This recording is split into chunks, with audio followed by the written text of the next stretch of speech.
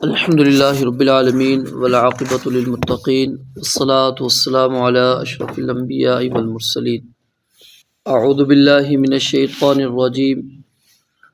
وَلْيَضْرِبْنَ بِخُمُرِهِنَّ عَلَى جُيُوبِهِنَّ وَلْيَضْرِبْنَ اور چاہیے کہ وہ ڈالے رہیں بِخُمُرِهِنَّ اپنی اوڑھنیوں کو، اپنے دوپٹوں کو، اپنی چادروں کو، عَلَى جُيُوبِهِنَّ اپنے گریبانوں پر، وَلَا يُبْدِينَ زِينَتَهُنَّ اور وہ اپنی زینت ظاہر نہ کریں، إِلَّا لِبُعُولَتِهِنَّ مگر اپنے خاوندوں کے لیے، او آبائهن یا اپنے باپوں کے لیے، او آباء بعولتهن یا اپنے خاوندوں کے باپوں کے لیے، او ابنائهن یا اپنے بیٹوں کے لیے، او ابناء بعولتهن یا اپنے خاوندوں کے بیٹوں کے لیے، او اخوانہن یا اپنے بھائیوں کے لیے، او بنی اخوانہن یا اپنے بھائیوں کے بیٹوں کے لیے، او بنی اخواتہن یا پھر اپنے بھانجوں کے لیے، او نسائہن یا پھر اپنی عورتوں کے لیے، او ما ملکت ایمانہن یا ان کے لیے جن کے مالک بنے ہوں ان کے دائیں ہاتھ، او التابعین یا تابع رہنے والے مردوں کے لیے، غیر اولی الاربۃ من الرجال جو شہوت والے نہ ہوں مردوں میں سے، او الطفل الذین یا وہ لڑکے، الذین لم یظہروا علی عورات النساء جو ابھی تک عورتوں کی پوشیدہ چیزوں کے اوپر ظاہر نہیں ہوئے یا ان کو اس کے بارے میں علم نہیں ہے۔ اللہ رب العالمین نے جو آج ہم نے آیت کا ٹکڑا پڑھا اس کے آغاز کے اندر یہ بات بیان فرمائی ہے کہ وَلْيَضْرِبْنَ بِخُمُرِهِنَّ عَلَى جُيُوبِهِنَّ کہ وہ چادر کو اس انداز کے اندر لیں گی کہ وہ اپنے سر پر سے چادر کو ڈال کر وہ اپنے سینوں پر لا کر ڈالیں گی۔ جاہلیت کے اندر عورتیں اس طرح دوپٹہ لیتی تھی، چادر لیتی تھی کہ جس طرح مرد حضرات رومال لیتے ہیں، یعنی اوپر سر پہ ڈالا اور پیچھے کی طرف پلو پھینک دیے۔ تو جب پیچھے کی طرف پلو پھینکتے ہیں تو پھر کیا ہوتا ہے، یہ سینے کا ابھار بھی نظر آتا ہے، پھر جو زیور وغیرہ پہنا ہوا ہے یہ واضح ہو جایا کرتا تھا۔ تو اللہ رب العالمین نے اس سے منع فرما دیا اور کہا کہ نہیں، تم سر پہ لا کر چادر کو اس طرح اپنے سینے کے اوپر تم نے ڈالنا ہے تاکہ اگر کوئی زیور وغیرہ کوئی چیز پہنی ہوئی ہے تو وہ مخفی رہے، وہ چھپ جائے، وہ کسی کے سامنے واضح نہ ہو۔ تو وَلْيَضْرِبْنَ بِخُمُرِهِنَّ عَلَى جُيُوبِهِنَّ اور کل میں نے بتایا تھا کہ جلباب بڑی چادر کو کہا جاتا ہے، وہ چادر یہاں پر مراد ہے۔ اور سیدہ عائشہ رضی اللہ تعالیٰ عنہ بیان فرماتی ہیں کہ جب سورہ احزاب کی وہ آیت اتری کہ جس کے اندر یدنین علیہن من جلابیبہن کا تذکرہ ہے، تو عائشہ رضی اللہ تعالیٰ عنہ کہتی ہیں کہ یرحم اللہ نساء المہاجرات الاول کہ اللہ تعالیٰ مہاجرین کی جو پہلی عورتیں ہیں ان پر اللہ تعالیٰ رحم کرے، کہ جب اللہ تعالیٰ نے یہ آیت اتاری وَلْيَضْرِبْنَ بِخُمُرِهِنَّ عَلَى جُيُوبِهِنَّ تو انہوں نے کیا کیا کہ اپنے گھر میں جو موٹی چادر تھی ان کو پھاڑنا شروع کیا اور پھر اس کے بعد انہوں نے اس کو بطور چادر استعمال کر لیا۔ تو یعنی یہاں سے یہ بات بھی واضح ہو گئی کہ وہ جو چادر عورتیں لیں گی وہ پتلی اور باریک نہیں ہونی چاہیے، وہ موٹی ہونی چاہیے، کیونکہ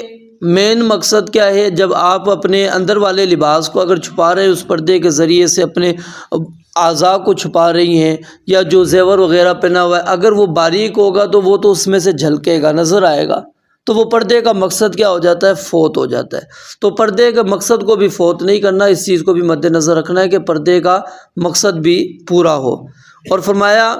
وَلَا يُبْدِينَ زِينَتَهُنَّ کہ وہ اپنی زینت کو ظاہر نہیں کریں گی۔ یہاں سے مراد زینت سے وہ ظاہری زینت ہے، اور وہ ظاہری زینت میں نے بتلایا تھا کہ ہاتھ اور چہرہ شامل ہے۔ إِلَّا لِبُعُولَتِهِنَّ وہ کس کے لیے ظاہر کریں گی، یہاں پر اللہ تعالیٰ نے 12 رشتے بیان کیے ہیں، اور کچھ حدیث کے اندر بھی موجود ہیں جن کے سامنے یعنی عورت پردہ نہیں کر سکتی، جس کے آسان سے الفاظ میں آپ اس طرح بھی سمجھ سکتے ہیں کہ جن سے نکاح نہیں ہو سکتا ان سے پردہ بھی نہیں ہے، جن سے نکاح کا امکان ہے کسی بھی صورت کے اندر کچھ ہوتے ہیں وقتی طور پر حرام ہوئی ہوئی ہوتی ہیں، اور کچھ ہوتی ہیں ابدی طور پر۔ جو ابدی مراد ہیں وہ یہاں پر ہیں کہ کسی بھی صورت میں ان سے نکاح نہیں ہو سکتا، تو اس صورت کے اندر کیا ہے، ان سے عورت پردہ نہیں کرے گی، اور ان کے سامنے بھی صرف زینت کو ظاہر کرنے سے مراد کیا ہے، وہ صرف ہاتھ اور چہرے کو ظاہر کرنا مراد ہے۔ الا لبعولتہن، سب سے پہلے اللہ تعالیٰ نے خاوند کا ذکر کیا، یہاں پر اس کے اندر صرف ہاتھ اور چہرہ نہیں، اس کے اندر پورا جسم مراد ہے، کیونکہ وہ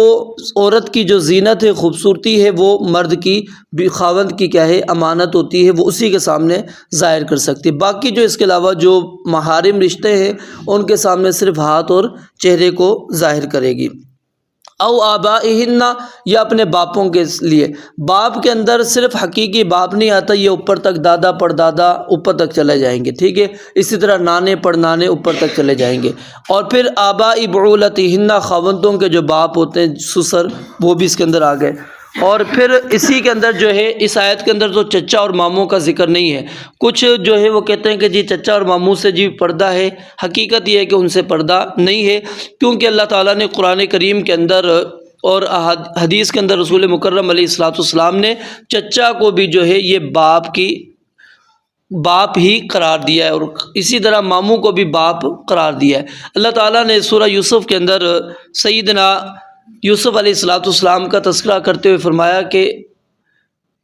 بلکہ سورہ بقرہ کے اندر بھی آتا ہے کہ جب یعقوب علیہ الصلوۃ والسلام نے اپنے بیٹوں سے سوال کیا کہ میرے بعد کس کی عبادت کرو گے، انہوں نے کہا نعبد الہک و الہ آبائک، ہم تمہارے معبود کی اور تمہارے جو باپ دادا ہیں ان کے معبود کی پیروی کریں گے۔ اب ان کے یعقوب علیہ السلام کے والد کون تھے؟ اسحاق تھے، لیکن انہوں نے کیا کہا؟ ابراہیم و اسماعیل و اسحاق۔ اب اسماعیل جو تھے وہ چچا تھے ان کے، تو اس کو اللہ رب العالمین نے آبا کی فہرست کے اندر ذکر کیا۔ اور اسی طرح ایک دفعہ سیدہ عائشہ بیان فرماتی ہے میرے رضائی چچا، رضائی جو ہوتے ہیں یعنی دودھ پلانے کی وجہ سے جو رشتے ہوتے ہیں وہ بھی اسی طرح ہوتے ہیں جس طرح کہ ولادت کی وجہ سے رشتے ہوتے ہیں۔ جس طرح ولادت کی وجہ سے یعنی خونی رشتے حرام ہو جاتے ہیں، دودھ کی وجہ سے بھی حرام ہو جاتے ہیں۔ تو سیدہ عائشہ بیان فرماتی ہیں ایک دفعہ میرے چچا آئے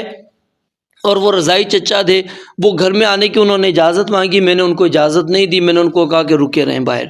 حتیٰ کہ پھر نبی علیہ الصلوۃ والسلام آئے تو نبی علیہ الصلوۃ والسلام کو میں نے بتلایا کہ اس طرح میرے چچا آئے ہیں اور وہ اجازت مانگ رہے ہیں، تو آپ نے فرمایا کہ آنے دو، وہ تمہارے چچا ہے۔ کہا کہ عائشہ نے یہ دودھ اس نے تو نہیں مجھے پلایا، مجھے تو دودھ عورت نے پلایا ہے، تو عورت تو ہی میرے پر ہونی چاہیے، یہ کس وجہ سے؟ آپ نے فرمایا کہ نہیں یہ تمہارے چچا ہی ہیں۔ پھر سیدہ عائشہ کہتی ہیں کہ میں نے ان کو گھر میں آنے کی اجازت دی۔ یعنی یہاں پر ایک تو آپ احتیاط بھی اندازہ کر سکتے ہیں کہ امہات المومنین کتنا زیادہ پردے کا احتیاط کیا کرتی تھیں، کہ جہاں پر ان کو تھوڑا بہت شک ہو جایا کرتا تھا تو جب تک نبی علیہ الصلوۃ والسلام سے واضح نہیں کروا لیا کرتی مسئلے کو، اجازت نہیں دیتی تھی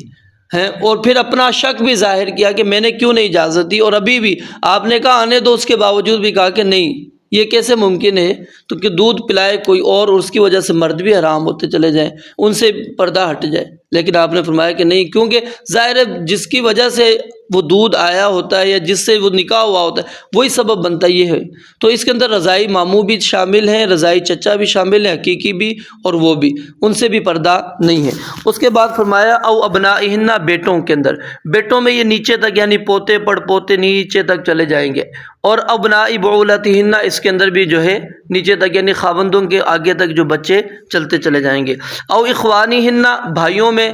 او بنی اخوانہن، اب یہ بھائی جو ہے یہ یاد رکھیں یہ وہ چاہے حقیقی ہو، ماں کی طرف سے ہو، باپ کی طرف سے ہو، کوئی بھی ہے، پھر اسی طرح ان کی آگے نسل نیچے تک یہ بھی اس کے اندر شامل ہے۔ او بنی اخوانہن او بنی اخواتہن، بھائیوں کے بچے یا پھر بہنوں کے بچے یعنی بھانجے، وہ نیچے تک کی ساری، یعنی کہ جب بھی یہ اسلام کا یہ مسئلہ سمجھ لیں کہ جب آبا کا ذکر آئے گا تو اوپر والی نسل چلتی جائے گی جو باپ کی وجہ سے، اور جب بیٹوں کا ذکر آتا ہے تو اس سے نیچے فروع جو ہے وہ اس کے اندر شامل ہوتی ہیں۔ اور یہ قرآن کریم کا یعنی کہ اعجاز بھی ہے کہ اختصار کے ساتھ بات کرتا ہے اور جملہ اس کا اندر مفہوم جو ہے وہ وسیع ہوتا ہے۔ او نسائہن، یا اپنی عورتوں سے۔ اب یہاں پر اللہ تعالیٰ نے جو اجنبی عورتیں ہیں ان سے پردے کا حکم دیا ہے، یا پھر اسی طرح وہ عورتیں جو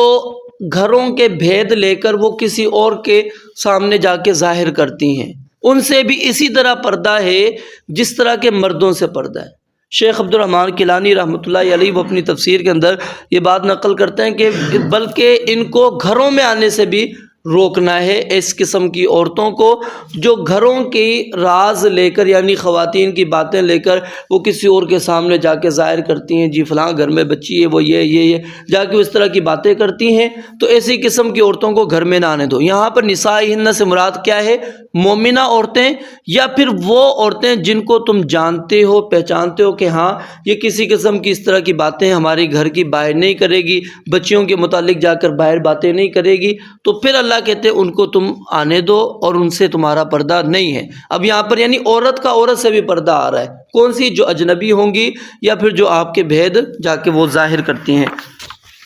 او ما ملکت ایمانہن، یا پھر جو یعنی غلام ہوتے ہیں۔ سیدہ فاطمہ رضی اللہ تعالیٰ عنہ کے پاس نبی علیہ الصلوۃ والسلام ایک غلام لے کر آئے،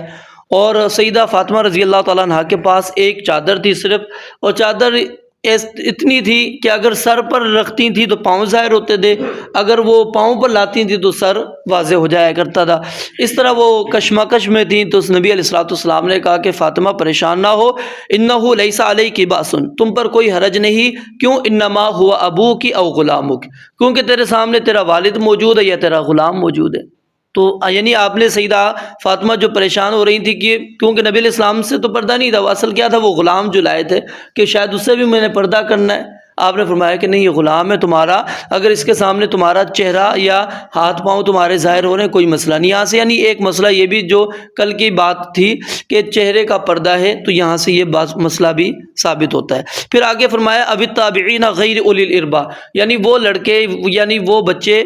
جو یا وہ مرد جن کو شہوانی ہے ہی نہیں، نسوانی شہوات ہے ہی نہیں، عورتوں کے ساتھ ان کا کوئی معاملہ ہے ہی نہیں، بالکل بدو قسم کے، وہ کل میں نے آپ کے سامنے رکھا، تو ان سے بھی پردہ نہیں۔ اسی طرح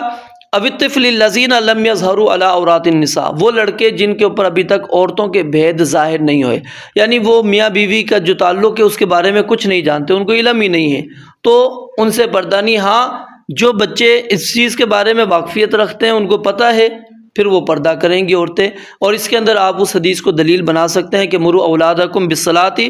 وہم ابناء 7 سنین، کہ جب بچے 7 سال کے ہو جائیں تو نماز کا حکم دو، اور جب 10 سال کے ہو جائیں تو پھر ان کو کیا ہے؟ نماز اگر نہیں پڑھتے تو مارو اور ان کے بستر کو الگ کر دو، یعنی پھر 10 سال کی عمر آ جائے گی۔ یہاں پر پھر بلوغت تک ہم انتظار نہیں کریں گے ایسے لڑکوں کے متعلق کہ جو عورتوں کی پوشیدہ چیزوں کے بارے میں واقفیت رکھتے ہیں۔ جو نہیں رکھتے، پتہ ہوتا ہے کہ جی ان کو اتنا معلومات نہیں ہے، تو پھر اگر وہ بالغ نہیں ہے تو عورتوں کے اوپر کوئی مسئلہ نہیں ہے کہ اگر ان کے سامنے ان کا ہاتھ اور چہرہ اور پاؤں وغیرہ ظاہر ہو جاتے ہیں تو کوئی نہیں۔ تو یعنی خاوند کے علاوہ باقی جو رشتے آئے ہیں اس کے اندر صرف کیا چیز ظاہر کرے گی؟ یہی چہرہ، ہاتھ اور پاؤں وغیرہ یہ ظاہر کرے گی، باقی یہ سینہ وغیرہ ان کے سامنے بھی، اور جو باقی بھید والی چیزیں ہیں وہ ان کے سامنے بھی وہ اس کو پوشیدہ رکھے گی۔ رب العالمین سے دعا ہے اللہ تعالیٰ سمجھنے عمل کرنے کی توفیق عطا فرمائے۔ وآخر دعوانا الحمدللہ رب العالمین۔